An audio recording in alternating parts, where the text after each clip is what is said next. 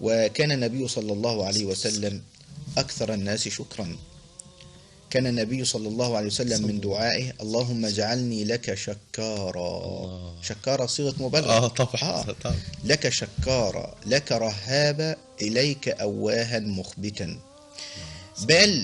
بل نجد النبي صلى الله عليه وسلم في لمحة عجيبة حينما رأته عائشة يقوم من الليل حتى تفطرت قدماه، قالت للنبي صلى الله عليه وسلم هون عليك، فإن الله قد غفر لك ما تقدم من ذنبك وما تأخر. فقال لها يا عائشة أفلا أكون عبدا شكورا؟ هذا هو الشكر المطلوب. بس ده شكر عملي فعلا. شكر عملي فعلا.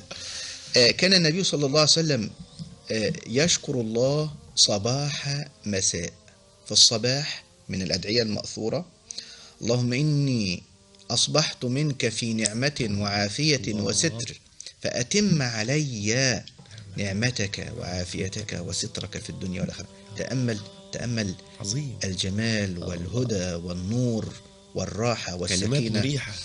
وكان صلى الله عليه وسلم يقول أيضا في كل صباح اللهم ما أصبح بي من نعمة أو بأحد من خلقك فمنك وحدك لا شريك لك، فلك الحمد ولك الشكر. وكان في المساء أيضا يقول النبي صلى الله عليه وسلم هذه الدعوات اللهم إني أمسيت منك في نعمة وعافية وستر فأتم علي نعمتك وعافيتك وسترك في الدنيا والآخرة، إلى آخر هذه الدعوات.